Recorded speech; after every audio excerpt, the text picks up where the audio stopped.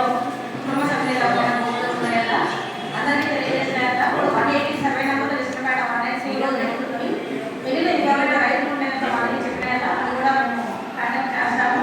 Next ఏంటంటే మనకి పడదా హాస్పిటల్ 2 నెలల లోన్ ప్రకారం ట్రీట్మెంట్ చేయడం ఎక్స్టెండ్ తగ్గింది. ఆ తగ్గినప్పుడు ఏంటంటే మీరు నాకు 2 ఎకరాల హాస్పిటల్ ఉంది కాబట్టి మీరు 2 ఎకరాలు ఎందుకు ఎవరో అని క్వశ్చన్ చేసే అధికారం మీకు ఉండదు.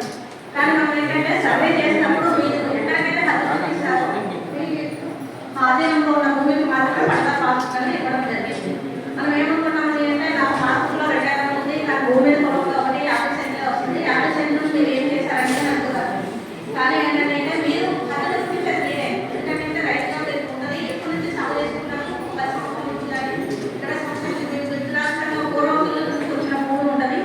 దానికి సంబంధించిన పాసులు కూడా మీరే తీసుకుంటారు కాబట్టి చూపించిన తర్వాత ఎక్స్టెండ్ ఒకవేళ కొత్తవైతే ఏమైనా ఆక్రమించుకుని ఉండేది చాలా తక్కువగా ఉంటుంది.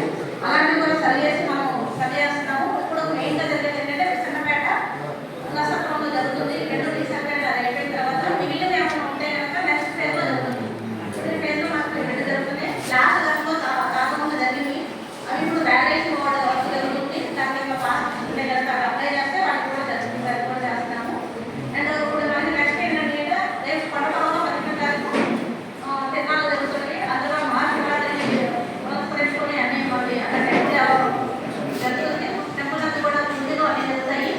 రెవెన్యూ పరంగా మనం 3 టీంలు ఏర్పాటు చేయడం జరిగింది. మార్నింగ్ 6 నుంచి ఆఫ్టర్నూన్ 4 నుంచి ఎర్లీ మార్నింగ్ వరకు ఒక టీం ఏర్పాటు చేసాము. అదేవిధంగా నుంచి ఏర్పాటు చేసాము.